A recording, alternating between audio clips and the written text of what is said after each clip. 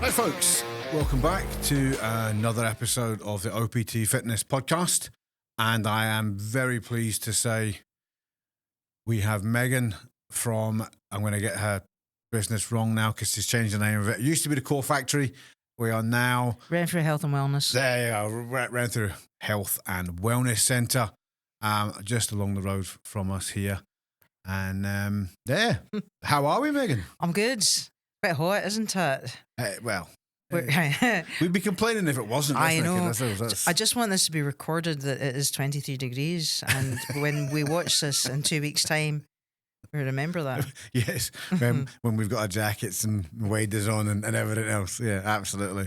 Great stuff. So, for those of you that don't know Megan, we're going to get Megan to introduce herself, tell us what she does, and then we are going to just chat some nonsense about the fitness industry in general, where Megan's fits into the fitness industry.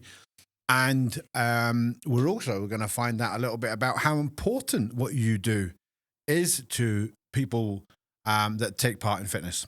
Okay, so Megan, how would you like to tell us all about yourself? What do I do? What am I? Who am I? I'm a chartered physiotherapist, fairly newly qualified. I'm also a yoga teacher, Pilates teacher. I specialize in rehab exercise and also what's called prehab exercise. So people that are going to go for operations, joints, replacements, whatever, or just any kind of surgery, I get them fit enough and well enough so that they can bounce back and heal, get back to doing what they want to do. Quick as possible. As quickly as possible. Somebody that has just been through major surgery. I totally appreciate why that is such an important thing to do. And it's funny, I think, just touching on just that wee part of it, the surgery thing and the prehab, which I think a lot of people don't realise is a big thing. I wish I'd paid more attention to that before my surgery, because obviously I'm, just over a year after my surgery now, a year and 2 weeks to be precise. Congratulations. Thank you very much. And I'm still suffering. Okay. So I should have been more aware and done more prehab, because, we're not going to get into it. But, should have done more prehab beforehand. But there we are. I think everybody says that though, don't they? Oh, if I could have, would have, should have. But yeah. I suppose if you think of prehab as being everything that we do to prepare our body for the worst, we could be doing it all the time. We don't always know when things are going to go wrong because you didn't. Yeah, and no. Sometimes you know if there's a scheduled surgery, but sometimes you don't. You don't know what life's going to throw at you. So it's keeping that general level of not just fitness, but flexibility and mobility, basic strength, so that you're always able to bounce back as much as you can. Sometimes you can't, but Absolutely. Otherwise, keeping yourself as active and as fit so that your outcomes are better. Definitely. That's it. The fitter you are, the better chance you've got of recovery. And I was fairly fit, to be fair. I was a big boy. I was 23 stone 3, or 145 kilos, something like that, whichever money you want to use. But I was a competitive strongman, fairly fit. As you say, though, I had 4 weeks' notice that I was having, life-changing surgery. And, it's what it is. It's what it is. It's a year ago, and I'm fine, and I'm here, and I'm alive. You are, and you look great. Thank you.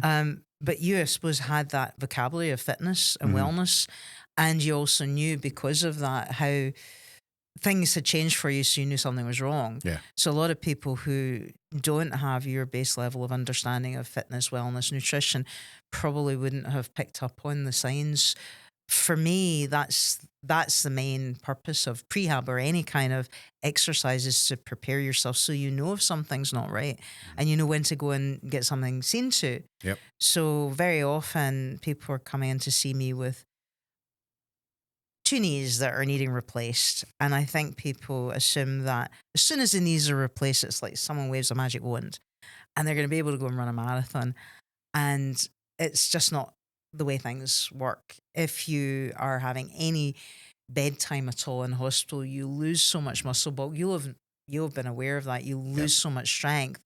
because you're doing nothing at all. Mm-hmm. Our base level of activity is much more than we anticipate. Yep. And so when you take that away from a body and you put them in hospital for a serious length of time, they're going to lose that base level of strength and fitness really, really quickly. Absolutely. Well, yeah, no, I can absolutely testify that I was 14 days in hospital, but then when I was released from hospital, I was told I wasn't even allowed to hoover.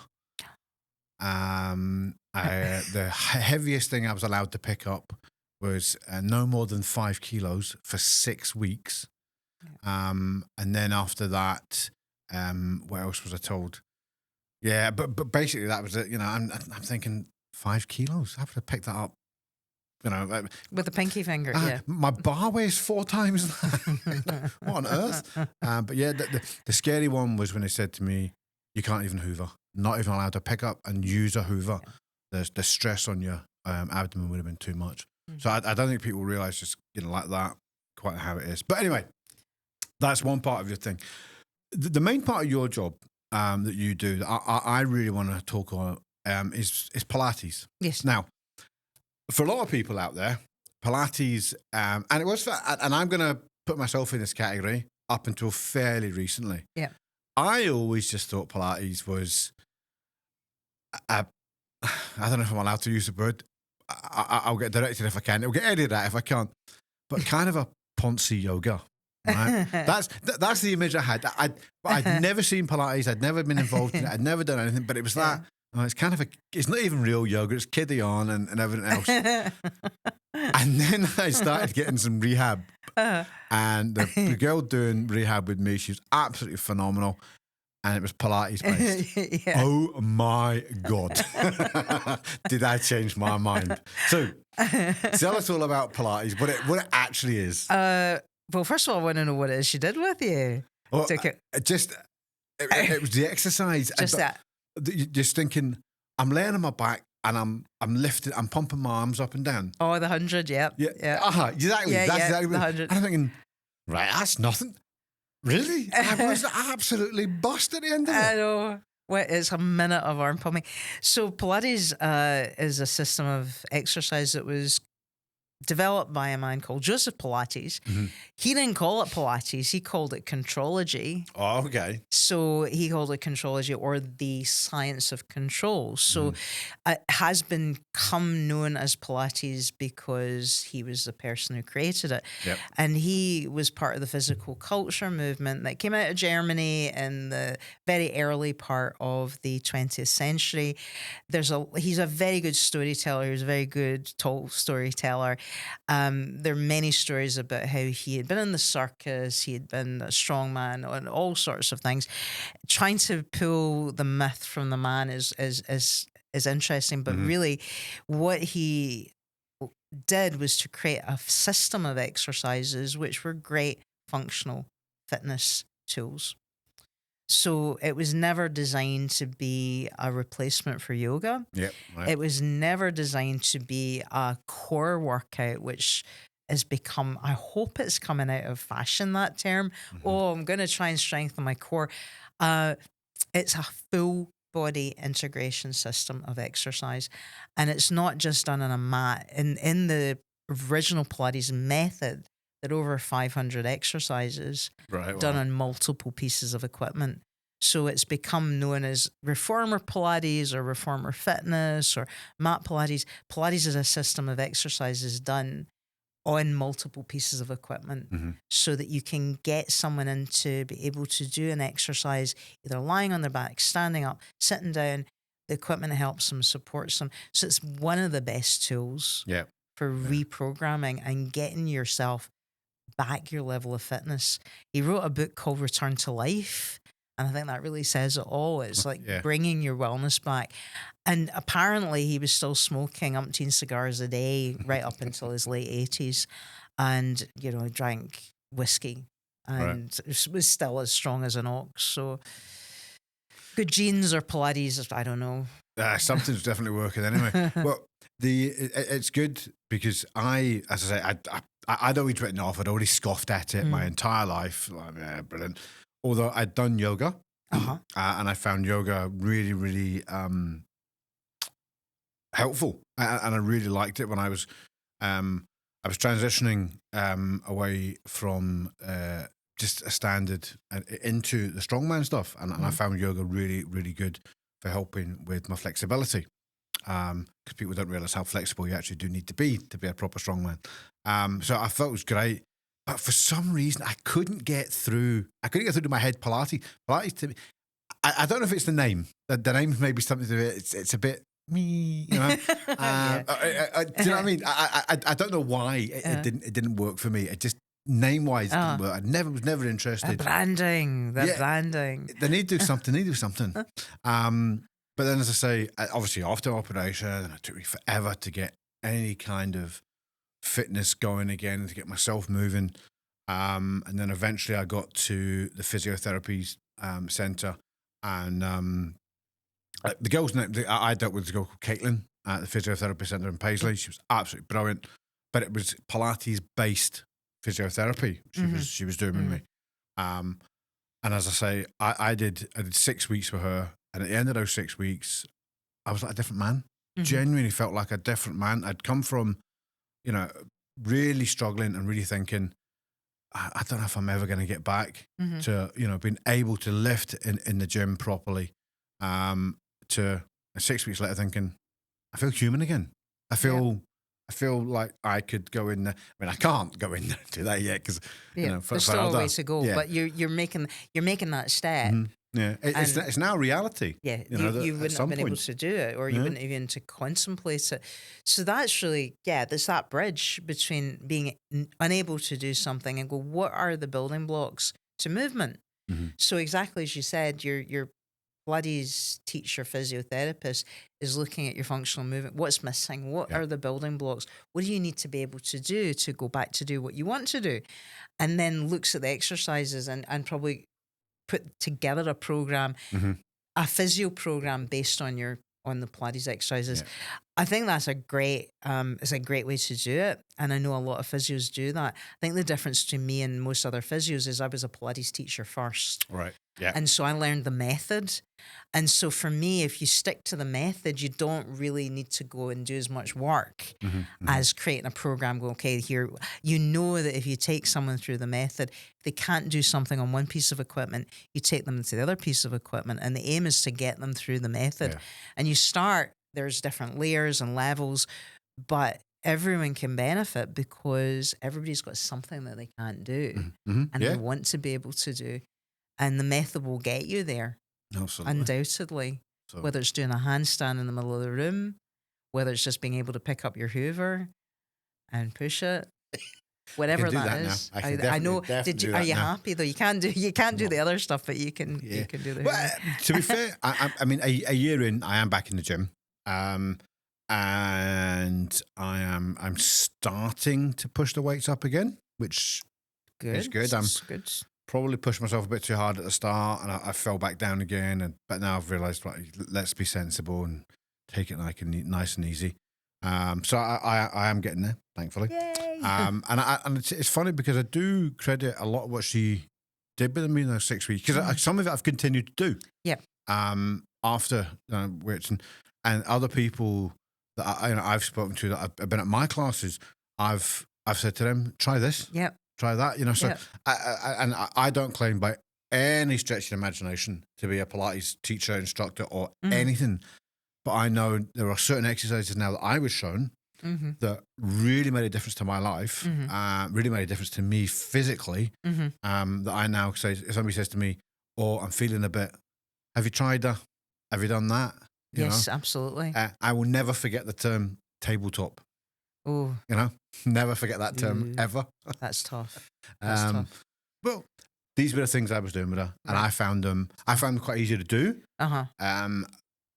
Doing them for like half an hour, different story altogether. Because that's what these sessions were, and I think that's what's incredible about it more than anything. Most people think you go to a gym session of any description or any kind of fitness or whatever, and you're going to be there for an hour, 2 hours, 3 hours. My physio sessions, Pilates sessions, whatever we call them, half an hour. That's all I needed. Half an hour every week for 6 weeks. And it changed my life. It's amazing, isn't it? Yeah.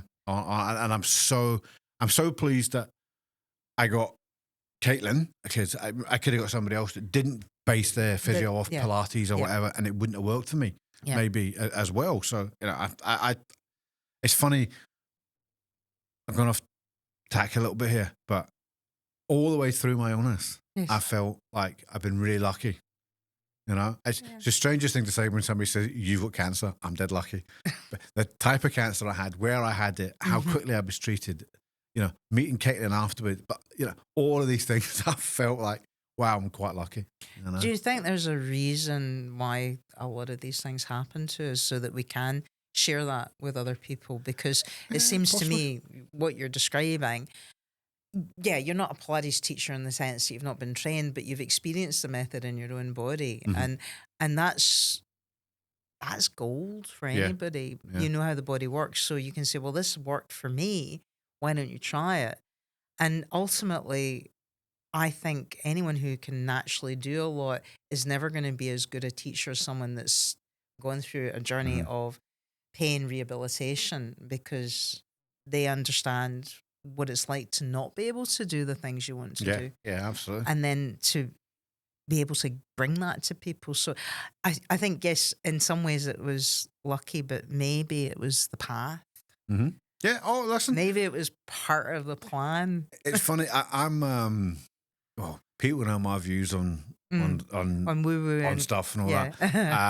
But I things keep happening, and that whole things happen for a reason. Saying, yeah, I agree. Starting to believe it. I do. I think there is a big part of that. My background. I wasn't always a physio. I wasn't always a Pilates teacher. I was a corporate lawyer. Ooh. Which helps running the clinic because I've got all the governance background. But I really didn't. I didn't ever think I would be doing this. Yeah. But there's something that draws you, and there are reasons why we're drawn to certain things. And it may have been that might have been something you've been drawn to, but now you know it works. Yeah, and absolutely.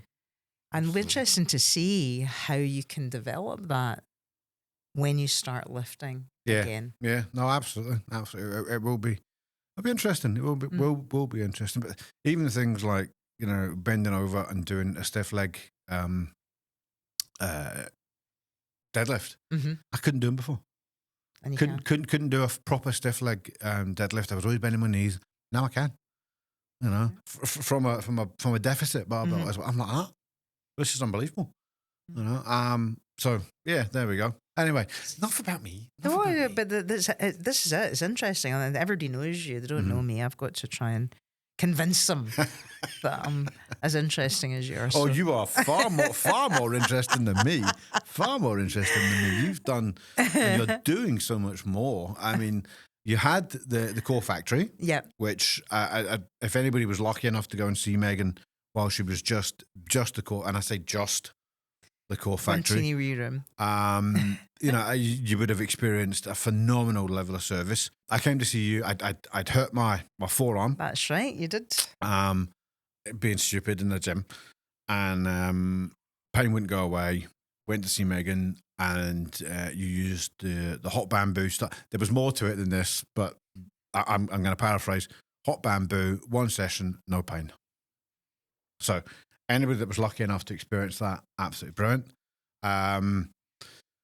I've seen, obviously, the business grow from, I want to do this, and to, right, now I want to take over the world. I still want to take over the world. Yeah, well, you've started. So let's hear a little bit then about the Renfrew Health. Why can't I say Renfrew properly? I don't know. It's a word. Renfrew. I can't say it properly. Renfrew. See? Renfrew Health and Wellness Centre. I might have to rebrand if everyone's having difficulty. No, it's just me. Renfrew. I can't say the word. It's probably because I'm English. Don't hold it against me. I started off like their facilitator, our host here. I started off in an incubator, so that's how we met.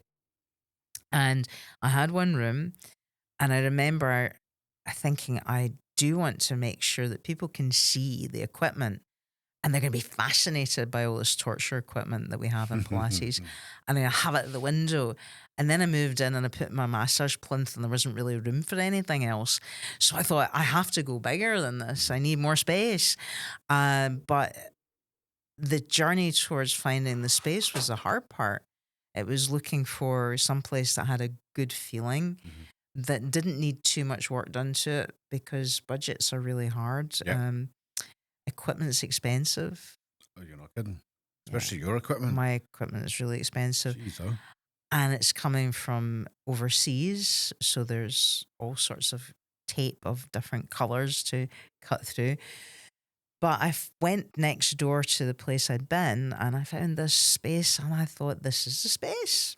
It feels right. It's got good energy. It used to be a Chinese restaurant. For those of you that know Renfrew, it was the Highland Star restaurant, which was long lamented, and now it's going to be a rehab and wellness centre. Yep. So the place itself is large enough for me now. I'm going to need more space, James. I know. We'll find your space, though. I know. Don't worry. I have more plans of it. So this is the thing. I've always wanted to bring this to people. I didn't ever want to be a studio owner. Yep. But I don't see this as that. I saw this as an opportunity to bring wellness and to bring preventative wellness and good rehab to people in a way that's friendly, community focused, and affordable. So that was my plan. On that note, yes, the centre is now there. It is. Okay. You've had the centre now for 2 months, 3 months? I moved in properly, yes. 12th of July was when I moved in. 12th of July? Yes. Move on from that date quickly for half of the population of Glasgow. Exactly. So we moved in July. Yes. And where are we now in terms of what's available in the centre and how do people come and use it, and how do they book with you? Well, it's gone completely mad. I started off just thinking I was going to be me doing physio and maybe a bit of Pilates. And then I got a recommendation to speak to a yoga teacher. So I've got Emily, who's Emily in the Outdoors, who does yoga classes 3 nights a week now. Right. And she's taken over the space and she's now talking about doing mums and babies yoga. Brilliant. And teens and parents yoga. And I'm delighted because this is someone who was looking for a space, wanted to build their own group of classes, their own following. And now she walks around Renfrew and so you're the yoga teacher. So it's just, and she's got a great energy. And that was kind of really what I wanted to open the space up to. I teach yoga, but I'd like to bring other people in. I'd like to see other people thrive. Yep. And that was my plan. So I've got somebody in. I thought it might take months. Right, literally from the week after I opened, Emily started teaching, and she has got her classes Monday night 6 p.m, Tuesday night 6 p.m. She's got a beginner's class on Thursday, which is fully booked. She's got the new set of classes out for September. Those have all been fully booked. Everybody's desperate to get in for yoga. I've got people walking past, looking in the window, knocking on the window, going, "Are you open? What are you doing?" So we've got the yoga on. Brilliant. I obviously do my physiotherapy still. I have a friend doing journaling, meditation, and sound baths. So we're looking at the other side of health. So moving away from the physical into more of the mental health and the therapeutic self-reflection, because journaling is a really powerful tool. Meditation is a powerful tool. And the sound bath is a form of healing that you can use even if you can't move. Yeah. So it's very, very powerful. So we've got that. I'm opening up the space to lots of other people, hopefully to offer different things that will really add value to Renfrew. Okay. Right. I'm going to show you my proper caveman nest now. Yes. Okay. Does that mean I get a club thrown at me? No. This is where Bone with meat on it. I go, yeah, what? Meditation and self-reflection. Yes. Absolutely get. Yep. No problem at all. Yep. Probably more so over the last year, obviously. explain to me how a sound bath works, because I'm still on the fence. Yes. Yet to be brought over to that side. Okay. So there was there's been a lot of research done. I was actually in conversation with a good friend who has done a lot of research. She's a musician, and he was telling me last week, we had lunch, and the stuff he was telling me was just sent chills down my spine. So he had realized early on in the piece that music had the potential to create change in how people feel, but they also the potential to create healing in the body. Couldn't figure out why. Couldn't figure out whether it was a sound, whether it was classical music seems to work better. Your plants grow better with classical music. Yeah. Couldn't figure out what it was. So he actually became, for about 6 months, a Buddhist monk because he wanted to do some research. And of course, monks use chanting, they use mantra. And what he discovered through the research that he did was it's vibration that people pick up on. Okay. Vibration is what creates the healing in the body. Cats purr, and they don't purr just because they're trying to get dinner off you. They purr because that vibration heals them. So when they're purring on you, they're using your body heat. They're also using their purring to heal themselves. And there have been all these power plates and things like that. And so vibration is inherently what does the healing. Okay. So it's getting the right frequency and the right type of vibration, which changes from person to person. So people tend to choose music based on the beats, based on whatever the effect it has. Some people find things very calming, but it goes deeper than that. The actual vibration is what does the work. Okay. Very interesting. Okay. So what I have discovered, people who even have said, oh, what is this? This is a crystal shake too far. People have come along to the sound bath and have been absolutely in another world at the end. And we had one for the launch for about an hour. Right, About an hour. People were coming by. There was crying. There were hugs. It was people say, I don't know where I was. I've come back and I just feel amazing. It has a very, very significant effect on the body. But so would yoga. Okay. Yeah. But some people, yoga's not for them for whatever reason. And someone might not be able to understand what you're saying or be able to get up and down off a chair or be able to cut. But they can respond to sound. So if you think of people with cognitive decline, they respond really well to music. Yes, absolutely. So this is another aspect of that. And from a physio point of view, it's really difficult for me to talk about because it's not my area. But I have seen it and I felt it in my own body. Right.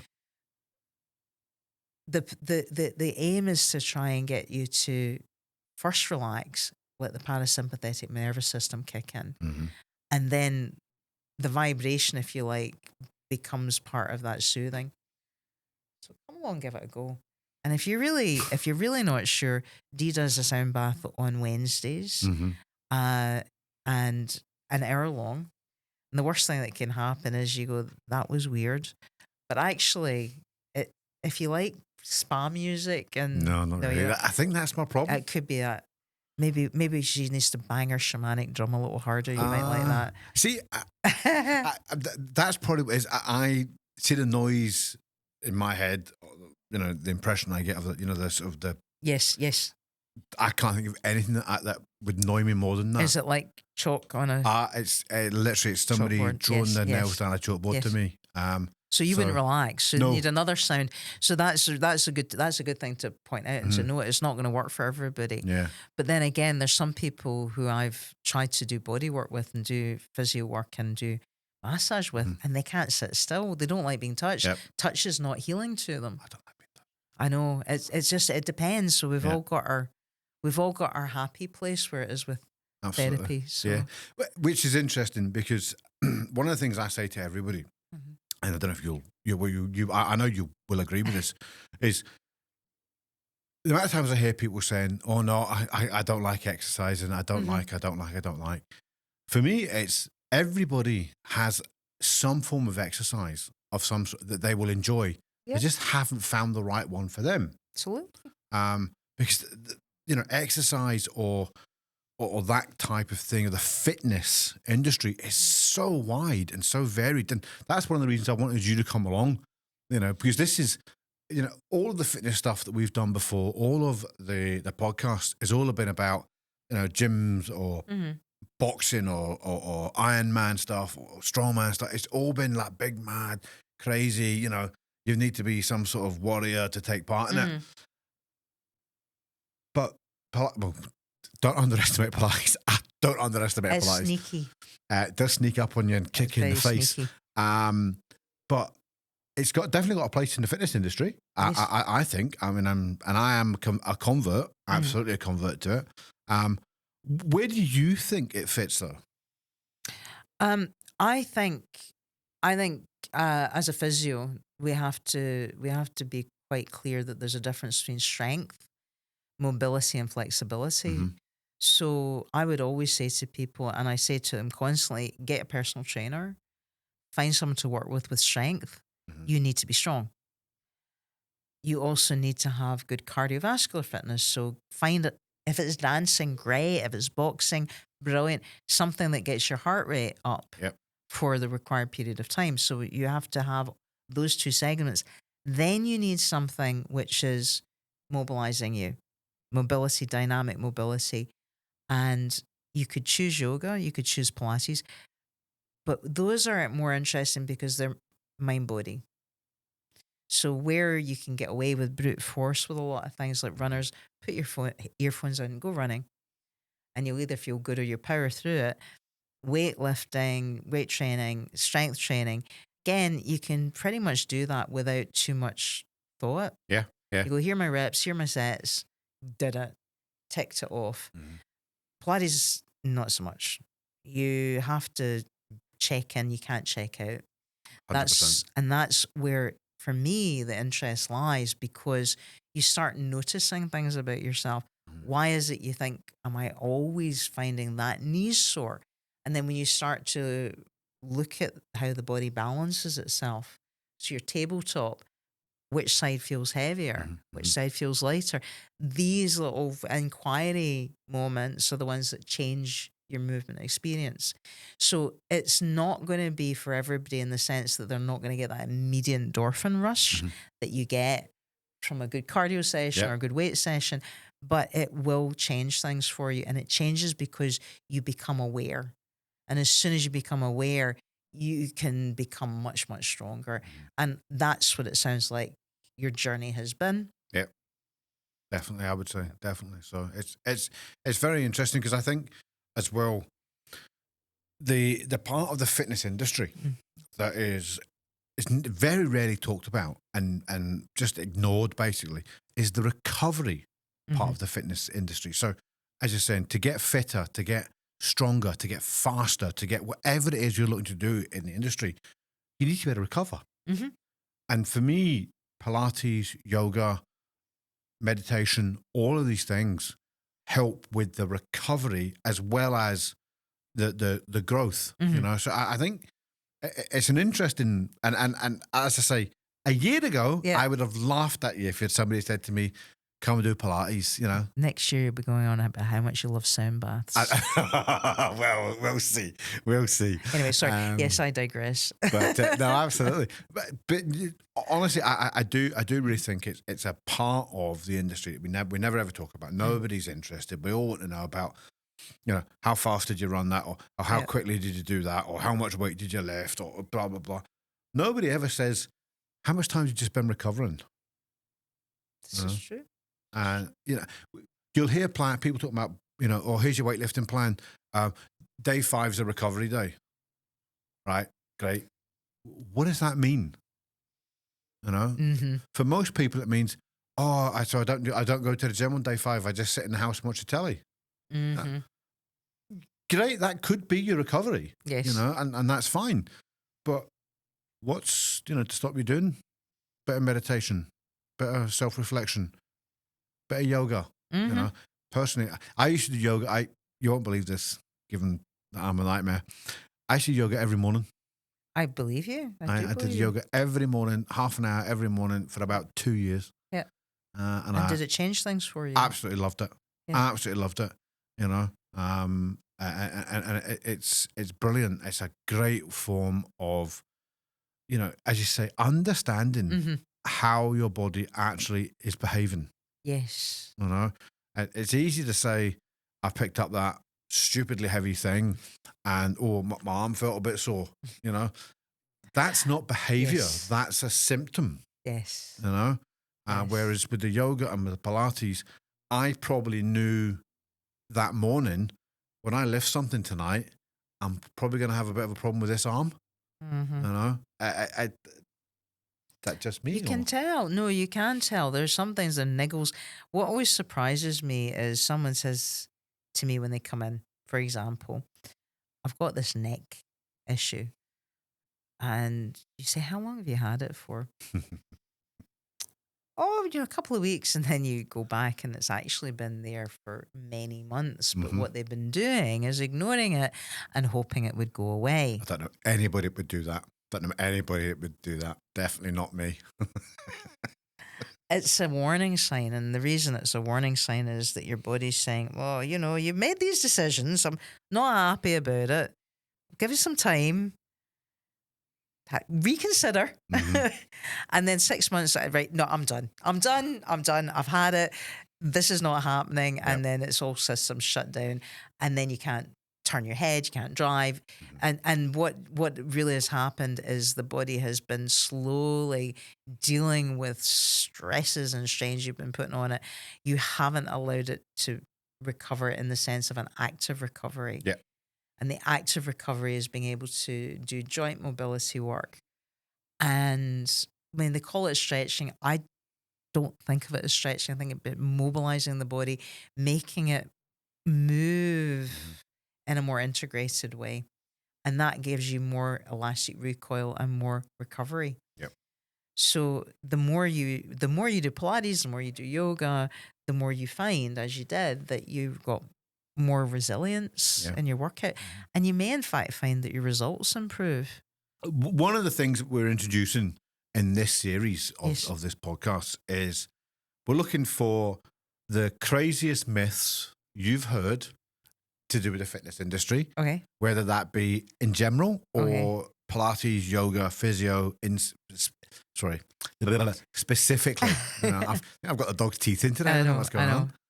But craziest thing I've ever heard. I don't know if it's crazy. It's probably the one that I every single time people say it to me, I do the face. Someone will come to me, and they did it when I was a Pilates teacher. My GP says I need to work on my core.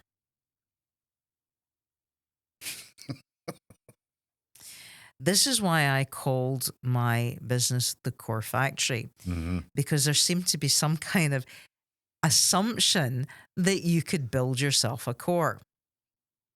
Okay. Now, when I said to them, what did they actually mean by core? Oh, my stomach muscles.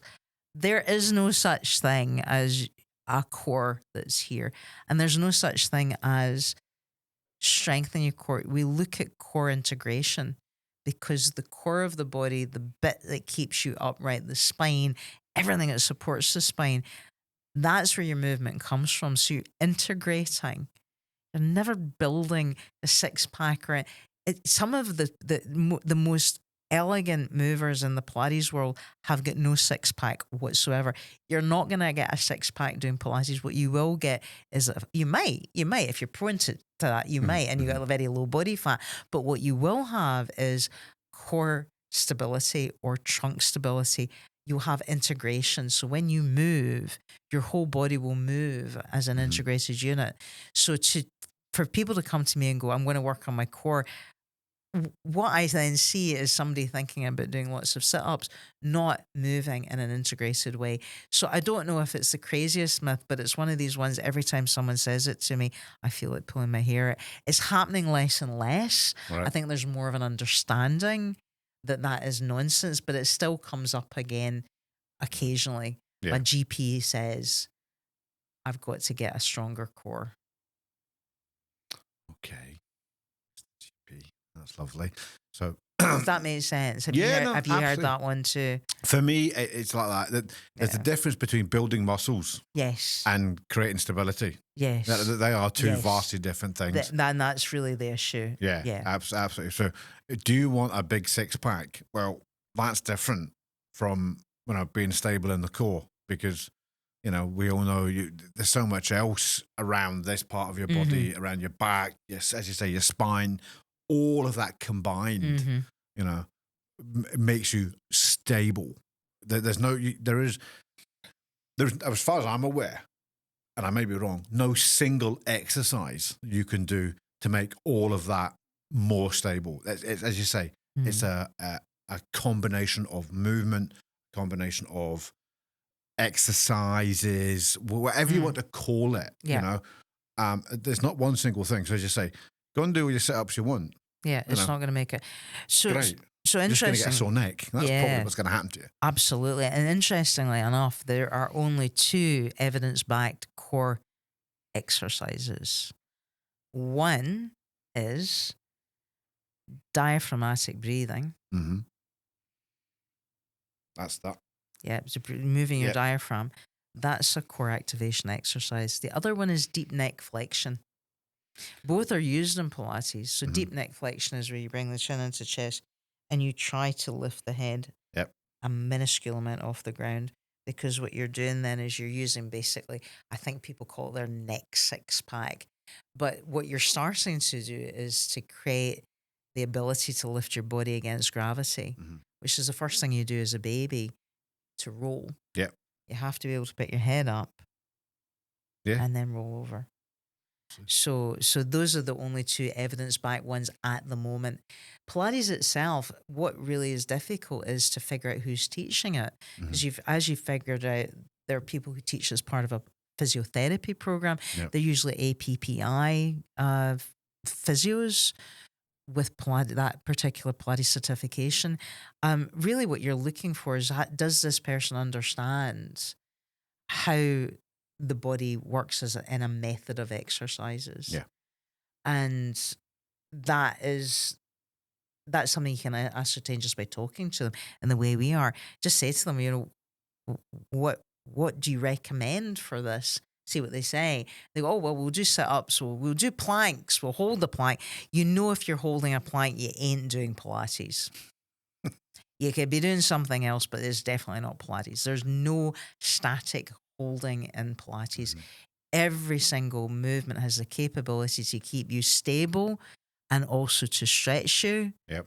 And that's the purpose of them. It's meant to be a full body integration system.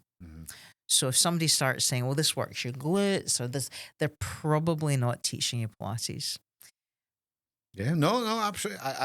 What I would say when I was doing my physio thing, at no point did she say to me, this is... Now, obviously, I was there because I was trying to recover, because obviously from the surgery, they literally sliced through everything to get, through They to made a Balsa. mess of you. Yeah, didn't they just, especially when they stitched me back up.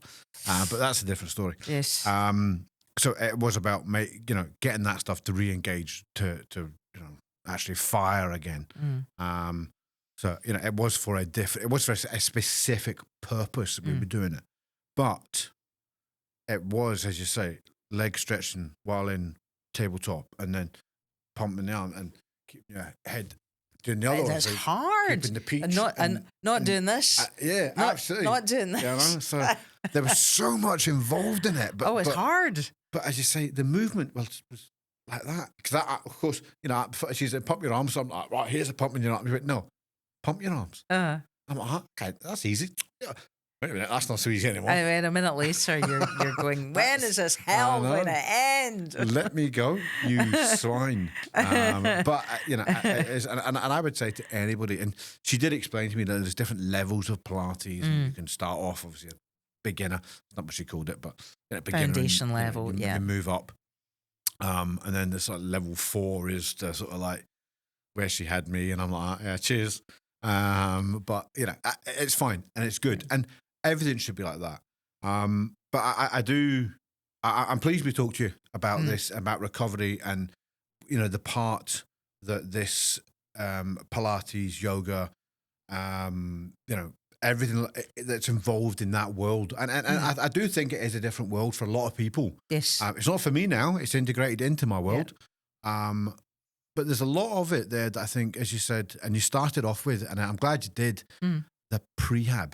Mm-hmm. You don't know what's around the corner. Nobody knows what's coming around the corner. So if this is part of your life and part of your training package, because we are talking to fitness people, and this is part of the fitness world. So if it's part of your training package already, you're doing some sort of yoga, Pilates, within it. And I'm now a firm believer in, I don't care what sport you're involved in. And whether it's boxing, whether it's running, whether it's, weightlifting like me, things like that. You should be doing this. It plays a part in you have to. Absolutely, You absolutely have to. It'd be good to see some of the, the PTs and the coaches and things like out there going on and retraining or, adding some of this Pilates and yoga to their training package so that they can add it in. Because I don't think I've ever been to a weightlifting based PT where they've had any kind of yoga or some of them have suggested to me, you might want to try yoga, But they don't really know. I think the problem is that there are so many, and I've got to be really careful how I say this, there are a lot of really quick training courses that people can go on. Yeah, absolutely. Where they're learning Pilates mat-based exercises. That's not the same as understanding a method. So I would say, yes, get themselves along, do what you did, actually go and work with someone who is a Pilates teacher, comprehensive Pilates teacher, someone that knows the method on all bits of equipment. Work with them. Have your ass kicked. I definitely had that. Have your ass kicked in the nicest possible way. Yeah. And then you'll be able to say, right, I know that there's more out there. But if you think it's really just about doing exercises, you're missing a big part of it. And that's a shame because that means you're not getting the most out of the system. Yeah. So I would agree with you. I think the starting point for people is to go and experience it. And experience it in a comprehensive setting, definitely not just reformer. There's a lot of reformer fitness just now. And it's not the same. One is doing exercises on a reformer.